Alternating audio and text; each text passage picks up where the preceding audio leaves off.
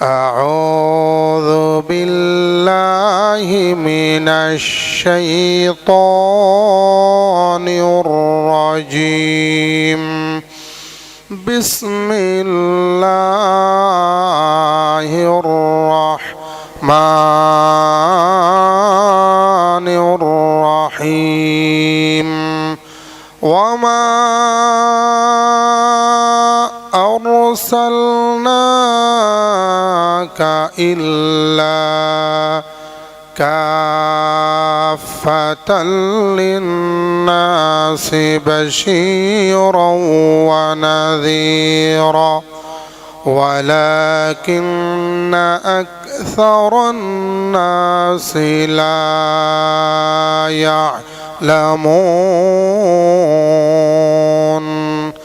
اللهم سبحانك لا علم لنا إلا ما علمتنا إنك أنت العليم الحكيم সর্বশক্তিমান আল্লাহ পাকের দরবারে অসংখ্য শুকরিয়া। আল্লাহ সুবহানাহু ওয়া তাআলা আমাদের সকলকে পবিত্র মাহে রজবের একেবারে প্রথম জুমাবার অত্র মসজিদে আসার এবং বসার তৌফিক দান করেছেন। সেই জন্য সকলে মহব্বতে বলছি আলহামদুলিল্লাহ। রজব মাস আগমন করা এর অর্থ হলো পবিত্র মাহে রমজানুল মুবারক একেবারে সন্নিকটে চলে আসা। রজব মাস যখন চলে আসতো, আল্লাহর হাবিব বিশ্বনবী মুহাম্মদুর রাসূলুল্লাহ সাল্লাল্লাহু আলাইহি ওয়াসাল্লাম আল্লাহ পাকের দরবারে বেশি বেশি দোয়া করতেন, যাতে করে আল্লাহ পাক রমজানুল মুবারক পর্যন্ত ওনার হায়াতে তয়্যিবাকে বৃদ্ধি করে দেন। এর দ্বারা উদ্দেশ্য হলো রমজানুল মুবারকে একটা সওয়াব করলে 70 গুণ বৃদ্ধি করে দেন আল্লাহ পাক। আর এই আমলটা যেন আল্লাহর হাবিবের জিন্দিগি থেকে ছুটে না যায়, এই জন্য রজব মাস আসলে বেশি বেশি দোয়া করতেন। আল্লাহুম্মা বারিক লানা ফি রাজাবা ওয়া শাবান ওয়া বাল্লিগনা রমাদান। আল্লাহুম্মা বারিক লানা ফি রাজাবা ওয়া শাবান ওয়া বাল্লিগনা রমাদান। সবাই বলেন আল্লাহুম্মা বারিক লানা ফি রাজাবা ওয়া শাবান ওয়া বাল্লিগনা রমাদান। অর্থ হলো, হে আল্লাহ, আমাদেরকে রজব মাসে বরকত দান করুন এবং শাবান মাসেও বরকত দান করুন।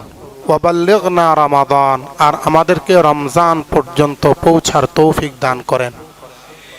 এই জন্য যারা পারি দোয়াটি বলবো, না পারলে মুখস্থ যদি না থাকে চেষ্টা করব। অন্তত পক্ষে এটার যে অর্থটা আছে, এই অর্থটা অনুযায়ী আল্লাহর কাছে আমরা রমজানুল মুবারক পর্যন্ত হায়াত চাইব। রাজি আছি না ইনশাআল্লাহ? আল্লাহ আমাদের সবাইকে তৌফিক দান করুন। কুরআনুল কারীমের সূরা সাবা এর 28 নং আয়াতে কারিমা তিলাওয়াত করা হয়েছে। এই আয়াতে কারিমার মধ্যে আল্লাহ পাক রব্বুল ইজ্জত তার পেয়ারা নবী মুহাম্মদুর রাসূলুল্লাহ সাল্লাল্লাহু আলাইহি ওয়াসাল্লামের রিসালাত, নবুয়ত এর সত্যতা সম্পর্কে আলোকপাত করতে গিয়ে বলেন, ওয়ামা আরসালনাকা, হে নবী, আপনাকে প্রেরণ করেছি কাফাতাল লিন্নাসি বাশীরা, তামাম দুনিয়ার সমস্ত মানব জাতির কাছে, সকলের কাছে। বাশীরা, জান্নাতের শুভ সংবাদদাতা হিসাবে, ওয়া নাযীরা, জাহান্নামের ভীতি প্রদর্শনকারী রূপে। ওয়ালাকিন্না আকসারান নাস, কিন্তু অধিকাংশ মানুষ এই সম্পর্কে অবগত নয়। এই আয়াতে কারিমা দ্বারা আল্লাহ পাক তার নবীকে বিশ্ব নবী প্রমাণ করে দিয়েছেন। কি নবী? বিশ্ব নবী। জাতীয় মানি নিজের দেশের, সাম্প্রদায়িক মানি নিজের সম্প্রদায়ের প্রতি যিনি টান, কেবলমাত্র নিজের সম্প্রদায়ের কাছে যিনি, তাকে বলা হয়। এরপরে যিনি নিজের দেশের মধ্যে প্রেরিত হন তিনি হচ্ছেন জাতীয়। যিনি আন্তর্জাতিক, সারা পৃথিবীব্যাপী, তিনি হন বিশ্ব অথবা আন্তর্জাতিক।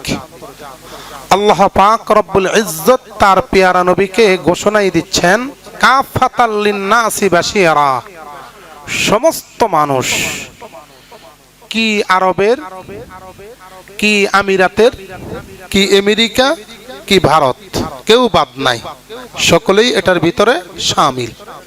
ও নবী, আপনাকে প্রেরণ করেছি তামাম দুনিয়ার সমস্ত মানব জাতির কাছে। শুধুই মানব জাতির কাছে না, সূরা জিন প্রথম আয়াতে কারিমার মাধ্যমে জানা যায় আল্লাহ পাক বলতে চাচ্ছেন তামাম দুনিয়ার যতগুলো ইনসান আছে এদের সাথে সাথে যত জিন্নাত আছে, জিন সম্প্রদায়, তাদের কাছেও আল্লাহর হাবিবকে নবী হিসাবে, রাসূল হিসাবে আল্লাহ পাক প্রেরণ করে দিয়েছেন। এই জন্য উনি বিশ্ব নবী। উনি কি নবী? বিশ্ব নবী। কথাটা খেয়াল থাকবে। এই জন্য তিনি বিশ্ব নবী। এই আয়াতে কারিমা দ্বারা, সূরা সাবা এর 28 নম্বর আয়াতে কারিমা দ্বারা উনি বিশ্ব নবী প্রমাণিত। পৃথিবীর অন্য কোন নবী বিশ্ব নবী হতে পারেন নাই। আদম আলাইহিস সালাম বিশ্ব নবী হতে পারেন নাই। মুসা আলাইহিস সালাম বিশ্ব নবী হতে পারেন নাই। সামুদ, নূহ, যাদেরকেই বলবেন, কেউ বিশ্ব নবী হতে পারেন নাই। আল্লাহ পাক রব্বুল ইজ্জত বিভিন্ন আয়াতে কারিমা দ্বারা এটা প্রমাণ করে দিয়েছেন। নূহ আলাইহিস সালাম সম্পর্কে বলছেন, قال يا قوم اعبدوا الله ما لكم وإلى ثمود أخاهم صالحا। সামুদ গোত্রের কাছে আমি তাদের ভাই সালেহ আলাইহিস সালামকে পাঠাইছি। তাহলে উনি কেবলমাত্র সামুদ গোত্রের নবী, বিশ্ব নবী নন। ওয়া ইলা মাদিয়ান আখাহুম শুআইবা, মাদিয়ান শহরের মধ্যে আমি নবী হিসেবে পাঠিয়েছি শুআইব আলাইহিস সালামকে। তার মানে শুআইব আলাইহিস সালাম মাদিয়ান শহরের নবী। ওয়া ইলা আদিন আখাহুম হুদা, আদ আলাইহিস সালাম সম্পর্কে আল্লাহ পাক বলছেন আদ সম্প্রদায়ের কাছে হুদ আলাইহিস সালামকে আমি পাঠিয়েছি। তার মানে গোত্র ভিত্তিক নবী, দেশ ভিত্তিক নবী, সম্প্রদায় ভিত্তিক নবী, কওম ভিত্তিক নবী ছিলেন তারা। সমস্ত নবী এক এক দেশের জন্য, এক এক এলাকার জন্য, অথবা একটা শহরের জন্য, অথবা তার নির্ধারিত যেই সম্প্রদায় আছে তাদের জন্য আল্লাহ পাক নবীদেরকে পাঠিয়েছেন। কিন্তু আল্লাহর হাবিব সাল্লাল্লাহু আলাইহি ওয়াসাল্লামকে পাঠিয়েছেন তামাম দুনিয়ার জন্য, তাও এক যুগে নয়। আগের নবীরা এক যুগে, সে যতদিন বাঁচবেন ততদিন পর্যন্ত নবী, ওই সম্প্রদায়ের জন্য। আমার এবং আপনার নবী সম্পর্কে আল্লাহ পাক রব্বুল ইজ্জত বলছেন মা কানা মুহাম্মাদুন আবা আহাদিম মির রিজালিকুম ওয়ালাকির রাসূলুল্লাহি ওয়া খাতামান নাবিয়্যিন। মুহাম্মদ হচ্ছেন তামাম দুনিয়ার যত নবী আছেন সমস্ত নবীদের খাতিম, সমাপ্তকারী। তার মানে উনি আসার পর এরপরে কিয়ামত পর্যন্ত একজন নবীও আসবে না, অতএব কিয়ামত পর্যন্ত মুহাম্মদ নবী রয়ে যাবেন। তাহলে আল্লাহর হাবিব প্রথমে কথা হলো বিশ্ব নবী, এরপরে কিয়ামত পর্যন্ত নবী। শুধু কিয়ামত পর্যন্ত হাদিস দ্বারা প্রমাণিত। মুসলিম শরীফের হাদিস, আল্লাহর নবী সাল্লাল্লাহু আলাইহি ওয়াসাল্লাম উনি বলতেছেন, আনা সাইয়্যিদু উলদি আদম, বনি আদম, আমি হচ্ছি বনি আদম যা আছে সমস্ত বনি আদমের সাইয়্যিদ। সাইয়্যিদ মানে হচ্ছে নেতা। সাইয়্যিদ মানে কি? শুধু দুনিয়াতে নয় আখিরাতেও, দুনিয়াতে নয় আখিরাতেও উনি নেতা। দুনিয়াতেও নেতা, আখিরাতেও নেতা, সমস্ত বনি আদমের জন্য, সমস্ত বনি আদমের জন্য। তাহলে এখান থেকে আমরা পাইলাম, প্রথমে তিনি বিশ্ব নবী, এরপরে কিয়ামত পর্যন্ত নবী, এরপরে জান্নাতে যাবার পরেও তিনি নবী। শুধু সেখানেই শেষ নয়, জান্নাতেও আমার আল্লাহ তার পেয়ারা নবী মুহাম্মদুর রাসূলুল্লাহকে সর্বোচ্চ মর্যাদায় আসীন দান করবেন জান্নাতে যাবার পরেও। এজন্য আল্লাহ পাক রব্বুল ইজ্জত তার নবীকে অনেক সম্মান করতেন, মহব্বত করতেন, ভালোবাসতেন। কোরআনুল কারীমের মধ্যে অনেক নবীর নাম এসেছে, সমস্ত নবীদের নাম কোরআনুল কারীমের মধ্যে প্রায় 25 জন নবীর নাম এসেছে। সমস্ত নবীদের নাম নিয়ে নিয়ে আল্লাহ পাক তাদেরকে ডেকেছেন। ইয়া আদম উসকুন আনতা, ও আদম তুমি এখানেই বসবাস করো জান্নাতেই। ও আদম, ও শব্দটা ব্যবহার করলে নাম দিয়ে ডাকা হয়। হে আব্দুল্লাহ, হে অমুক, হে মানি ডাকা হচ্ছে তাকে নাম ধরে। আদম আলাইহিস সালামকে নাম ধরে ডাকছেন, ইয়া আদম উসকুন আনত, ও আদম তুমি এখানের মধ্যে থাকো, জান্নাতে থাকো। হে আদম, ইয়া মূসা, ইয়া হারুন, ইয়া দাউদ। অনেক জায়গার মধ্যে যেই সমস্ত নবীদেরকে ডেকেছেন ইয়া শব্দ ব্যবহার করছেন, হে। কিন্তু কোরআনুল কারীমের শুরু থেকে শেষ পর্যন্ত একটা জায়গাতেও ইয়া মুহাম্মদ শব্দের উচ্চারণ আমার আল্লাহ করেন নাই। তার মানে আল্লাহ পাক সম্মান করেছেন। আল্লাহ পাক কি করছেন? সম্মান করেছেন। এখান থেকে একটা প্রশ্ন, প্রশ্নটা হলো, প্রায় মাঝে মাঝে অনেকে জিজ্ঞেস করে যে হুজুর, স্ত্রী কি তার স্বামীকে নাম ধরে ডাকতে পারবে? এই প্রশ্নটা আপনাদের মনে আছে কি নাই? কথা বলেন না কেন? স্ত্রী কি তার স্বামীকে নাম ধরে ডাকতে পারবে? প্রশ্নের জবাব সোজা, ডাকতে পারবে, তবে অনুত্তম, উত্তম না। স্বামীকে নাম ধরে ডাকা উত্তম না, ভালো না। ডাকতে পারবে, ডাকার অধিকার আছে, কিন্তু যেহেতু স্বামীকে আল্লাহ পাক একটা মর্যাদায় আসীন করেছেন, এই জন্য আল্লাহ পাক রব্বুল ইজ্জত যেহেতু মর্যাদা একটু বেশি দিয়েছেন স্বামীকে, এই জন্য ওই দৃষ্টিকোণ থেকে না ডাকাটাই ভালো। ডাকা যাবে, ডাকা যাবে। الرجال قوامون على النساء بما فضل الله। 5 নম্বর পারা 2 নম্বর পৃষ্ঠায় 7 এবং 8 নম্বর লাইন, সেখানের মধ্যে আল্লাহ পাক বলে দিচ্ছেন, পুরুষদেরকে আমি আল্লাহ একটু শক্তিশালী বানায়া দিয়েছি মহিলাদের থেকে। তার মানে একটু মর্যাদা আসীন করে দিয়েছি। তবে মহিলাদের হক 3টা। হক কয়টা? পুরুষের হক একটা। একদিন রাসূলুল্লাহ সাল্লাল্লাহু আলাইহি সাল্লাম বসা, এক সাহাবী জিজ্ঞেস করছেন, ইয়া রাসূলুল্লাহ খেদমত করব কার? কয় তোমার মার।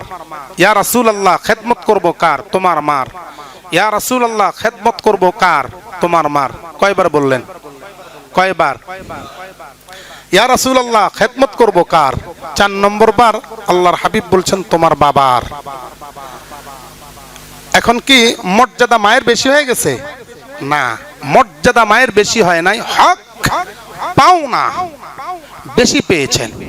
বাকি মর্যাদা নয়, মর্যাদার হিসাব আলাদা, পাওনা বেশি পেয়েছেন। তো আল্লাহ পাক রব্বুল ইজ্জত পুরুষদেরকে মর্যাদা দিয়েছেন, তবে হক কম দিয়েছেন। ওই দৃষ্টিকোণ থেকে স্বামীকে ডাকা যাবে, না ডাকাটাই ভালো। তো বলতেছিলাম সমস্ত নবীদেরকে নাম নিয়ে নিয়ে ডেকেছেন, কিন্তু আমার নবীকে একটা জায়গাতেও ইয়া মুহাম্মদ শব্দটি উচ্চারণ করেন নাই, বরং আল্লাহর হাবিবকে সম্মানের সাথে ইয়া রাসূলুল্লাহ শব্দটি ব্যবহার করেছেন। সুবহানাল্লাহ, কত সম্মান আমার আল্লাহ দিয়েছেন। 4 জায়গায় মুহাম্মদ শব্দটি ব্যবহৃত হয়েছে কোরআনুল কারীমের।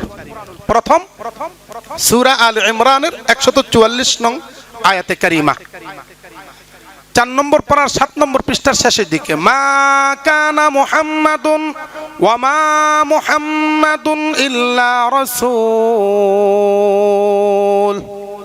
পৃথিবীর মানুষ মনে রাখবা, মুহাম্মদ অন্য কিছু নন, কেবলমাত্র রাসূল। কেবলমাত্র কি? রাসূল। অতএব তিনি মরণশীল। সূরা আহজাবের 40 নং আয়াতে কারিমার মধ্যে আমার আল্লাহ রাব্বুল আলামিন বলতেছেন, মা কানা মুহাম্মাদুন আবা আহাদিম মির রিজালিকুম ওয়ালাকির রাসূলুল্লাহ। এই আয়াতে কারিমার মধ্যে আমার নবীর নাম নিয়ে বুঝাতে চেয়েছেন তিনি হচ্ছেন খাতামুন নবিয়্যিন, খাতামুল মুরসালিন, কিন্তু ওনার নামটা সরাসরি ডাক দেওয়ার উদ্দেশ্যে বলেন না। ডাক দেওয়াটা, পিছন দিক থেকে ডাক দেওয়াটা এটা সম্মান সূচক না, অসম্মান সূচক বা সম্মানের একটু ঘাটতি হয়। এজন্য আমার আল্লাহ নবীর সম্মানটাকে ঘাটতি করবেন এটা চান নাই।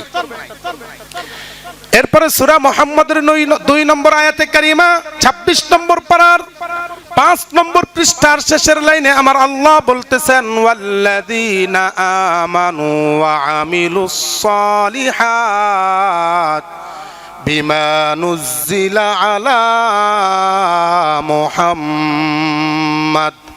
কোরআনুল কারীম নাজিল করেছি মুহাম্মদের উপর, এই কথাটা বুঝাতে আল্লাহর হাবিবের নাম নিয়েছেন, কিন্তু সেখানে তারপর ইয়া শব্দ দ্বারা ডাক দেন নাই। সূরা ফাতার 29 নং আয়াতে কারিমা 26 নম্বর পারার 14 নম্বর পৃষ্ঠার মাঝামাঝিতে আমার আল্লাহ বলতেছেন, মুহাম্মাদুর রাসূলুল্লাহ ওয়াল্লাযীনা মাআহু আশিদ্দাউ আলাল কুফফার। পৃথিবীর মানুষ মুহাম্মদ কেবলমাত্র একজন নবী, আর কিছু না। এই আয়াতে কারিমা 4টা দ্বারা প্রথম যে জিনিসটা প্রমাণিত সেটা হলো আমার নবীর মর্যাদা বাড়িয়ে দিয়েছেন কে? 2 নম্বর বিষয় হলো আল্লাহ ছাড়া পৃথিবীতে সবাই মরণশীল। আল্লাহ ছাড়া পৃথিবীতে সবাই কি? মরতে হবেই। আমাদের দেশে কিছু সংখ্যক লোকেরা বলে থাকে, আমি নিজে এক বক্তার ওয়াজ শুনেছি, আল্লাহর হাবিব নাকি মারা যান নাই। নাউজুবিল্লাহ বলেন। আল্লাহ কেবলমাত্র মারা যাবেন, আল্লাহ কেবলমাত্র মারা যাবেন না, আর तमाम দুনিয়াতে যত মাখলুকাত আছে সব ধ্বংসশীল, সবাই মারা যাবে, ধ্বংস হয়ে যাবে। আমার নবী মুহাম্মদুর রাসূলুল্লাহ সাল্লাল্লাহু আলাইহি সাল্লাম তিনিও মারা গিয়েছেন। ঈসা আলাইহিস সালাম মারা যান নাই, তবে সামনে মারা যাবেন। সুবহানাল্লাহ। অতএব ভুল ধারণা। ইন্নাকা মাইয়িতুন ওয়া ইন্নাহুম মাইয়িতুন, 23 নম্বর পারার 20 নম্বর পৃষ্ঠার শেষ আয়াত। ও নবী, আপনিও মরণশীল। ওয়া ইন্নাহুম মাইয়িতুন, যারা আপনার উম্মত ওরাও মারা যাবে, আপনিও মারা যাবেন, তারাও মারা যাবে। তাহলে নবী মারা গেছেন কিনা? জোরে বলেন, গেছেন কিনা? তবে একটু পার্থক্য আছে। হায়াতুন নবী সম্পর্কে একটা পার্থক্য আছে, আমি কথাটা ক্লিয়ার করে দিচ্ছি। আমাদের দেশের বিশেষ করে গরম সিন্নি যারা আছে, মাজার পূজারী, ওদের এই ব্যাপারে খুব অ্যালার্জি, কয় না নবী মারা যেতে পারে না। আর আরেকটা গ্রুপ আছে, আমাদেরকে একচেটিয়া, কওমি হোক, আহলে সুন্নাত ওয়াল জামাত হোক, গরম সিন্নি হোক, মাজারি হোক, সবাইকে একচেটিয়া বলে, কয়রা পথভ্রষ্ট। কয় কি লাগা? কয় নবীর হায়াতুন নবী বলে। নবী হায়াতুন নবীর একটু ব্যাখ্যা আছে। কি ব্যাখ্যা? সমস্ত কিতাবের মধ্যে পাবেন, আমি আর আপনি যদি মারা যাই, আমাদেরকে দাফন করা হবে কবরের ভিতরে। কবরের ভিতরে গেলে সুয়াল জবাব আছে কি নাই? তো মরা লাশকে কি সুয়াল জবাব করা যাবে? কথা কন না কেন? মরা লাশকে কিছু জিজ্ঞেস করা যায়? যায় না। তো কবরের ভিতরে ঢুকানোর পর আল্লাহ পাক রব্বুল ইজ্জত তাম দুনিয়ার সমস্ত মানুষদেরকে তার রূহটা ফেরত দিবেন, কবরে জিন্দা করে দেওয়া হবে, তাকে বসানো হবে। মনে মনে ভাববেন যে হুজুর বগলি কবর করি, এই চিপা চাপা এটার মধ্যে কেমনে বসাইব? এটা আল্লাহর কুদরত। আল্লাহ যিনি এত মহান প্রশস্ত মাখলুকাত সৃষ্টি করতে পারছেন, উনি তার এই সামান্যতম বান্দাকে কবরে বসাইতে পারবে না? এটা কল্পনা করা যায়? কল্পনা করা যায়? বসাতে পারবেন। রূহ দেওয়া হবে। রূহ যখন দেওয়া হবে সুয়াল জবাব হবে। সুয়াল জবাব হওয়ার পর যদি জবাব দিতে পারে সুন্দর করে, তাহলে ইল্লিয়িন নামক স্থানের মধ্যে তার রূহটাকে নিয়ে যাওয়া হবে। আর যেটা বডি আছে, বডিটা কবরের মধ্যে থাকবে, পচে গলে যাবে। আর যদি শহীদ হয়, আল্লাহর কুদরত তার বডিটাও পৌঁছবে না। আর যদি প্রশ্নের জবাব না দিতে পারে, তাহলে তার রূহটাকে নিয়ে যাওয়া হবে সিজ্জিন নামক স্থানে। ইল্লিয়িন আর সিজ্জিন সূরা মুতাফফিফিনের মধ্যে দুটোটা সম্পর্কে আলোচনা আছে। আর এই লোকটার বডিটা সেখানে পচে গলে যাবে। এটা হলো আমার আর আপনার অবস্থা। কিন্তু পৃথিবীতে একজন মানব আছেন, তার বডিটাকে আল্লাহ পাক রব্বুল ইজ্জত মরা বডিটাকে কবরের ভিতরে নিয়েছেন, এরপরে রূহটাকে দান করেছেন। রূহটাকে দান করার পর আল্লাহ পাক রব্বুল ইজ্জত নামাজ পড়ার অধিকার দিয়েছেন। নামাজ পড়তেছেন, নামাজ পড়ার পর আমার আল্লাহর প্রশংসা করতেছেন। আল্লাহর প্রশংসা করার পর উম্মতি উম্মতি বলে কাঁদতেছেন, কিয়ামত পর্যন্ত কাঁদবেন। কিয়ামত পর্যন্ত তার রূহটাকে কবরের মধ্যেই রাখা হবে। তিনি হচ্ছেন আমার এবং আপনার নবী, বিশ্বনবী মুহাম্মদুর রাসূলুল্লাহ। আমার এবং আপনার রূহটাকে নিয়ে যাওয়া হবে ইল্লিয়িন অথবা সিজ্জিন নামক স্থানে। কিন্তু নবীর রূহটাকে নেওয়া হয় নাই। নবীর রূহ এখনো পর্যন্ত মাকবারায় আছে, মদিনা মুনাওয়ারায় শুয়ে আছে।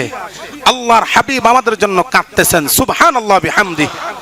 মুসলিম শরীফের হাদিস, আল আম্বিয়াউ কুল্লুহুম ইউসাল্লুন ফি কুবুরিহিম। তাম দুনিয়ার সমস্ত নবী এবং মুরসালিনগণ কবরে গিয়েছেন। কবরে যাওয়ার পর আমার আল্লাহ রূহটাকে ফেরত দিয়ে দিয়েছেন।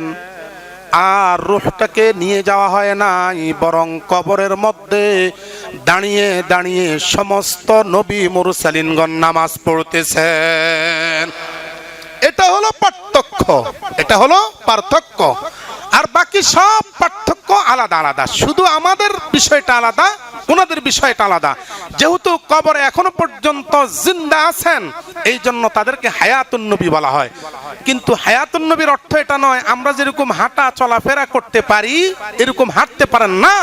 কবরেই আছেন, কবরেই জিন্দা। সবকিছু আল্লাহ পাক ফেরেশতাদের মাধ্যমে আল্লাহর হাবিবের দরবারে পৌঁছিয়ে দেন। এটা হচ্ছে আকীদা, বিশ্বাস, আহলে সুন্নাত ওয়াল জামাতের আকীদা, বিশ্বাস। গরম সিন্নি যারা আছে, মাজারি যারা আছে, ওরা বলবে যে না, নবী যে হায়াতুন নবী ঠিক আছে, তবে আমগো মতো হাঁটা চলাফেরা করে। নাউজুবিল্লাহ বলেন। তাহলে ওনারা মানার দরকার ছিল কি? জিন্দাই রাখতো। হাঁটা চলাফেরা করতে পারেন না, ওনারা কবরেই আছেন, কবরেই জিন্দা। এটা হচ্ছে হায়াতুন নবী। যাই হোক, তো যেখানের মধ্যেই নবীদের নাম নিয়েছেন, আল্লাহ পাক ইয়া শব্দ ব্যবহার করেছেন। হে, আমার এবং আপনার নবীর শানে হে শব্দটা ব্যবহার করেন নাই, বরং সম্মান সূচক শব্দ দ্বারা ব্যবহার করেছেন। তাহলে এ থেকে বোঝা গেল আমার এবং আপনার নবী বিশ্বনবী মুহাম্মদুর রাসূলুল্লাহ সাল্লাল্লাহু আলাইহি ওয়াসাল্লাম চির সত্য নবী, ধ্রুব সত্য নবী, ইউনিভার্সাল ট্রুথ সত্য নবী। কখনো আমার নবী শেষ নবী হতে পারেন না, অথবা খাতামুন নাবিয়িন হতে পারেন না। এই কথা বলা যাবে? বলা যাবে? বলা যাবে না। ঈমান থাকবে না, তাহলে কাদিয়ানি হওয়া যাবে, মুসলমান হওয়া যাবে না। আমার নবী বিশ্ব নবী, সত্য নবী কথাটা প্রমাণ করানোর জন্য আমার আল্লাহ বিষয়ে বিষয়ে সময়ে সময়ে ক্ষণে ক্ষণে মর্যাদা অনুযায়ী আল্লাহ রাব্বুল আলামিন মুজিজা দান করেছেন। মুজিজা হচ্ছে আরবি শব্দ, এটাকে যদি বাংলায় ট্রান্সলেট করি তাহলে অর্থ হলো অলৌকিক ঘটনাবলী। আকায়েদে আন-নাসাফি নামক একটা কিতাব আছে, ওই কিতাবের মধ্যে আল্লামা তাফতাজানি রহমতুল্লাহি আলাইহি তিনি লিখেছেন, মুজিজাতুল আম্বিয়া হক ওয়া মিনাল ঈমান। নবীদের মুজিজা হলো সত্য, এটার প্রতি বিশ্বাস রাখা ঈমানের অংশ। নবীদের মুজিজাকে যারা বিশ্বাস করবে না তারা পাক্কা মুমিন হতে পারবে না। আমার আল্লাহ আমার নবীকেও এই ধরনের মুজিজা দান করেছেন। কই কেমন মুজিজা? আব্দুল্লাহ ইবনে মাসউদ রাদিয়াল্লাহু তাআলা আনহু বর্ণনা করেন, শেখ আব্দুল হক দেহলভী রহমতুল্লাহি আলাইহি মাদারিজুন নবুওয়া নামক কিতাবের 2 নম্বর খণ্ডের 157 নং পৃষ্ঠার মধ্যে উল্লেখ করেছেন, মক্কা মুকাররমার মধ্যে আমার নবী দ্বীনের দাওয়াত দিতেছেন।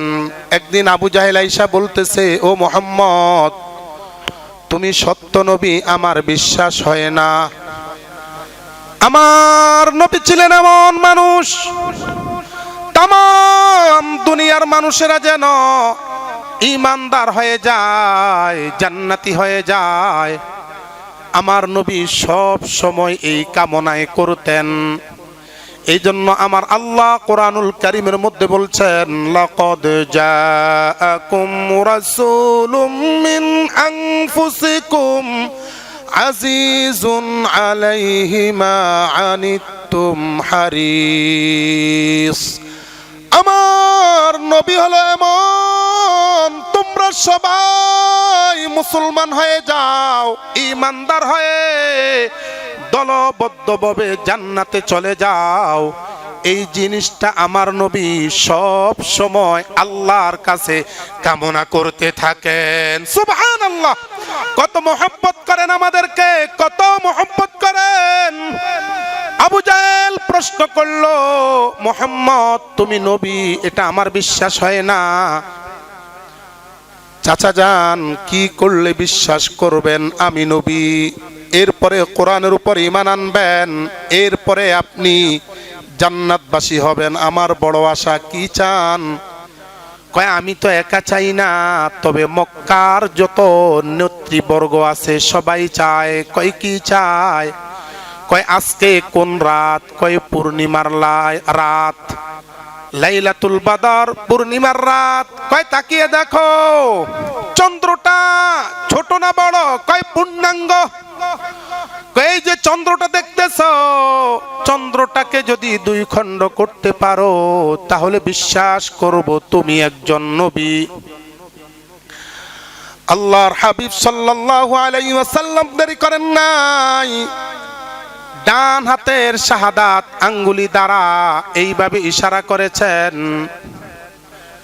শাক্কা শব্দটা উচ্চারণ করেছেন, শাক্কা ইয়া কমর, ও চন্দ্র 2 খণ্ড হয়ে যাও। আমার নবী এইভাবে আঙ্গুল দ্বারা ইশারা করে বলেছেন, শাক্কা ইয়া কমর, ও চন্দ্র 2 খণ্ড হয়ে যাও। ওই সময় কেবলমাত্র উপস্থিত ছিল মক্কা নগরীর কাফের বেঈমান মুশরিকরা নবীজির সামনে। আমার নবী এই কথাটা বলতে দেরি, আল্লাহর কুদরত, আমার আল্লাহ সঙ্গে সঙ্গে বড় এই চন্দ্রটাকে উপস্থিত 2টা খণ্ড করে দিয়েছেন। 1 খণ্ড চলে গেছে হেরা পর্বতের উপরে, আর 1 খণ্ড চলে গেছে বাইতুল্লাহ বরাবর উপরে। 2 খণ্ড 2 দিক থেকে রোশনি দিতেছে দুনিয়ার মধ্যে। সুবহানাল্লাহ, 2 খণ্ড 2 দিক থেকে রোশনি দিতেছে, আলো দিতেছে। সাহাবায়ে কেরাম ওই সময় উপস্থিত ছিলেন না। সাহাবায়ে কেরাম কেউ বা বাইতুল্লাহর সামনে ছিলেন, কেউ বা ঘরের ভিতরে ছিলেন, ভয় পেয়ে গেছেন, ঘটনাটা কি, চন্দ্র দুই খণ্ড হয়ে গেছে কেন, কিয়ামত কি আবার শুরু হয়ে যাবে নাকি? দৌড়ায়া ঘর থেকে বের হয়েছে, নবীকে তালাশ করতেছে, ইয়া রাসূলুল্লাহ কিয়ামত শুরু হয়ে যাবে নাকি? দৌড় দিতেছে, ঘর থেকে বের হয়ে গেছে, সব জায়গায় তালাশ করতেছে, নবীকে পাচ্ছে না। আরো পেরেশান, আরো পেরেশান। বিভিন্ন সাহাবায়ে কেরাম দৌড় দিতে দিতে বাইতুল্লাহর সামনে সমবেত হয়ে গেছেন। আল্লাহর নবীকে খুঁজতে খুঁজতে বাইতুল্লাহে পান নাই, যায় দেখতেছেন হেরা গুহার সামনে, হেরা পর্বতের সামনে কাফেরদের সাথে আল্লাহর নবী দাঁড়ায় আছেন। সাহাবীদেরকে দেখে আল্লাহর নবী বলতেছেন, দৌড়ে আসছে কেন? ইয়া রাসূলুল্লাহ ঘরের ভিতরে ছিলাম, কেউ বা বলতেছেন কাজ করতেছিলাম, হঠাৎ করে আসমান থেকে দেখলাম চন্দ্রটা দুই খণ্ড হয়ে গেছে। আমরা ভয় পাচ্ছি আবার নাকি কিয়ামত শুরু হয়ে যায়। কিয়ামত শুরু হয়ে গেলে আপনি আমাদেরকে কালিমার তালকিন দিবেন, কালিমার তালকিন দিবেন, কালিমা পড়াবেন, ঈমান নিয়ে আমরা আল্লাহর দরবারে উঠতে চাই। এই জন্য বড় পেরেশান হয়ে গেছি। এখান থেকে বোঝা যায় কোন ব্যক্তি যদি মৃত্যুর কাছাকাছি যায়, তাকে কালিমার তালকিন দেওয়া, ওয়ার্ডার না করা, কালিমা পড়েন আব্বু কালিমা পড়েন, এইভাবে ওয়ার্ডার না দেওয়া, বরং বলা লা ইলাহা ইল্লাল্লাহ মুহাম্মাদুর রাসূলুল্লাহ পড়তে থাকা। কালিমার তালকিন দেওয়া, খানা পিনায় ব্যস্ততা না থাকা, আমাকে চিনেন নাকি এই কথা না বলা। বলে কি বলে না? সমাজে বলে না, নিষেধ। ওই সময় তোমাকে চিনার সময় নয়, ওই সময় হলো কাকে চিনা। জোরে বলেন কাকে? মালিককে যদি না চিনতে পারে বড় বিপদ হয়ে যাবে, জাহান্নামে চলে যেতে হবে। এই জন্য তোমাকে চেনার জন্য তুমি ব্যস্ত হইও না, বরং মালিককে চেনার জন্য বেশি বেশি কালিমার তালকিন দাও। সুবহানাল্লাহ, বেশি বেশি কালিমার তালকিন দেওয়া। এইবার সাহাবায়ে কেরাম নবীর সামনে চলে গেলেন। যখন জিজ্ঞেস করলো, আল্লাহর হাবিব আবু জাহেলকে বলতেছেন, আবু জাহেল ও চাচা যান, বলেছিলেন চন্দ্র দুই খণ্ড করার জন্য, দুই খণ্ড করে দিয়েছি। কেবল আপনারাই দেখেছেন এটা নয়, বরং ঘরের আনাচে কানাচে, দেশের আনাচে কানাচে যে যেখানে ছিল সেখান থেকেই দেখতে পেয়েছে। তাহলে এইবার একটু কালিমা পড়া নেন, এইবার একটু কালিমাটা পড়েন, কালিমা পড়া জান্নাতি হয়ে যান। আবু জাহেল উপস্থিত বলতেছে, মুহাম্মদ এতদিন ভেবেছিলাম তোমার জাদুটা বুঝি দেশের মধ্যে কাজ করে, মানুষের মধ্যে কাজ করে, এখন দেখছি তোমার জাদুটা আসমান পর্যন্ত পৌঁছে গেছে। নাউজুবিল্লাহ। তার মানে হেদায়েত দেওয়ার মালিক কে? জোরে বলেন কে? চন্দ্র দুই খণ্ড হয়ে গেছে, সাহাবায়ে কেরাম দৌড়ায় আসছে কালিমার তালকিন নেওয়ার জন্য। আর বদমাইশে চন্দ্র দুই খণ্ড হয়ে গেছে কয় জাদু হয়ে গেছে। তার মানে ওর কপালে হেদায়েত নাই। ঠিক তদ্রুপ দুনিয়ার মধ্যে এত আযাব গজব, এত বিপদ, করোনা ভাইরাস, অমুক তমুক দেখা যেই সমস্ত লোকগুলা আমার আল্লাহকে বিশ্বাস করে না, বুঝবেন ওদের কপালে আমার আল্লাহ হেদায়েত রাখেন নাই। ঠিক কিনা বলেন? হেদায়েত আমার আল্লাহ তাদের জবানের মধ্যে কখনো দিবেন না। হেদায়েত ওই সমস্ত লোকদেরকে দিবেন, আমি গরিবুল গুরবা, আপনারা ফকির মানুষ, গরিব মানুষ, আমি ফকির মানুষ, গরিব মানুষ, আমার আল্লাহ আমাদের জন্য হেদায়েত রেডি রেখেছেন। ওই সমস্ত বড় লোক, ওই সমস্ত টাকাওয়ালা জমিদারদের জন্য আমার আল্লাহ হেদায়েত রাখেন নাই। আমার আল্লাহ হেদায়েত কেবলমাত্র আমাদের কপালেই রেখেছেন, ঠিক কিনা বলেন? এই জন্য হযরতে বেলাল একদিন মসজিদ নববী থেকে বের হয়েছেন মাগরিবের নামাজের পর। বেলাল আকাশের দিকে তাকাইছেন। কালো মানুষ কোনোদিন ভাবে নাই বেলালের মর্যাদা এত বেশি হয়ে যাবে। এইভাবে আকাশের দিকে তাকায় বলতেছেন, ও আল্লাহ, আল্লাহ শব্দ বলে ডাক দিয়েছেন। একটা জয়ীফ হাদিসের মধ্যে এসেছে, বেলাল যখন ডাক দিয়েছিল আকাশ থেকে বেলালের ডাকের একটা জবাবও এসেছিল, একটা জবাবও চলে এসেছিল। বেলাল জবাব শুইনা আকাশের দিকে তাকায়া তাকায়া বলতেছে, আল্লাহ তুমি কত বড় ইনসাফওয়ালা, তুমি কত বড় মেহেরবান, কত বড় দয়াবান। হেদায়েত দুনিয়ার কোন মানুষের হাতে দাও নাই। যদি তুমি দুনিয়ার কারো হাতে হেদায়েত দিতা তাহলে আমি বেলাল কোনোদিন হেদায়েত পাইতাম না। যদি আমার দুনিয়ার কোন নবীর হাতে হেদায়েত দিতা, বুজুর্গের হাতে হেদায়েত দিতা, তাহলে আমি বেলাল কোনোদিন হেদায়েত পাইতাম না। কারণ আমি কালো মানুষ, আমার ঠোঁট এত ভারী ছিল, ঠোঁটটা নিচে ঝুলে যেত। আমাকে দেখলে মানুষগুলো কখনো পছন্দ করতো না। নবীর কাছে যদি হেদায়েত থাকতো, আমি কালো এই জন্য নবী আমাকেও পছন্দ করতো না, তাহলে হেদায়েত আমাকে দিতেন না। বাইসা বাইসা দুনিয়ার মধ্যে যারা বড় লোক, যারা বেশি সুন্দর, তার যারা বেশি শিক্ষিত, তাদেরকে বেছে বেছে নবীজি হেদায়েত দিয়া দিতেন। ও আল্লাহ, তুমি বড় ভালো কাজ করেছো, তুমি বড় ইনসাফওয়ালা। এই কারণে আমার মতো নগণ্য আজকে হেদায়েত পেয়েছে। ঠিক তদ্রূপ আমার আল্লাহ নিজের হাতে হেদায়েতটা রাখার কারণে আজকে আমরাও হেদায়েত প্রাপ্ত হয়েছি, ঠিক কিনা বলেন?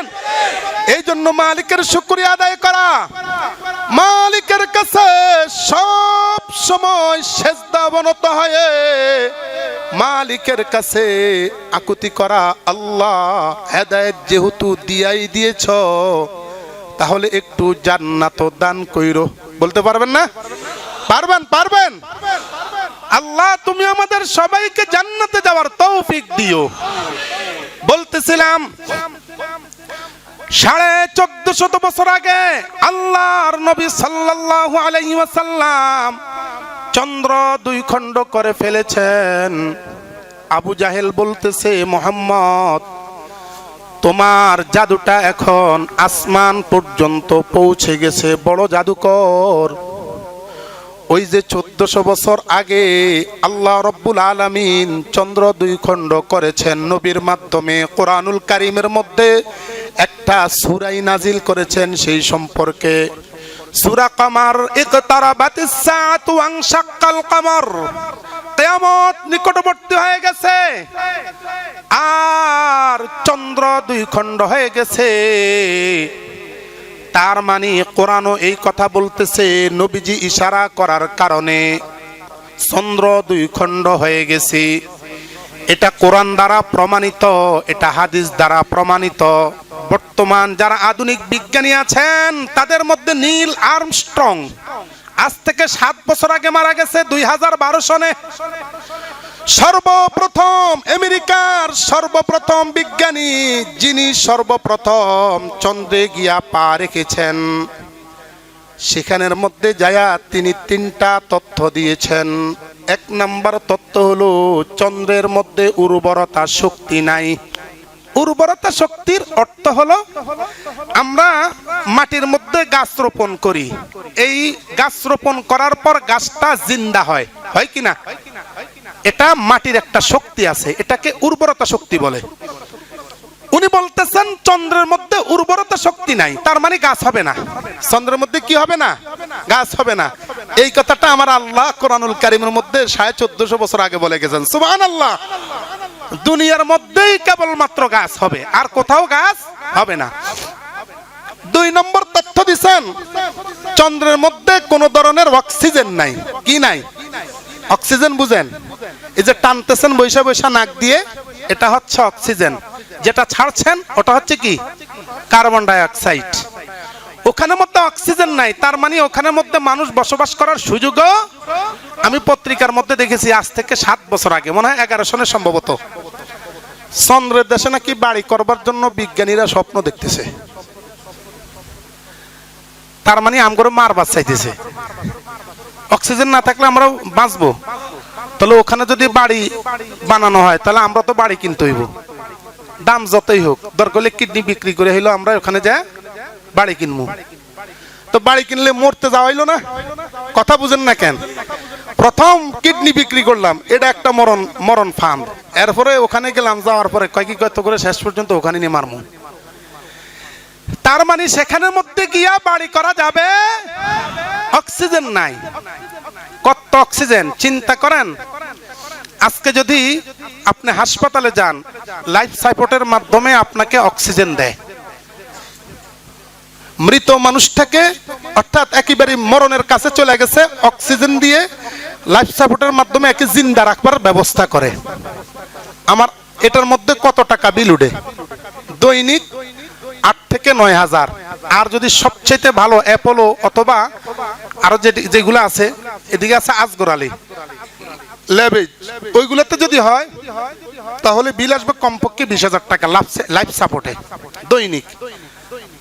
আমরা দৈনিক কত নিঃশ্বাস নিতেছি, আমার আল্লাহ যদি বলতেন প্রত্যেকটা বিল দিয়া যা, সুযোগ আছে বাঁচার?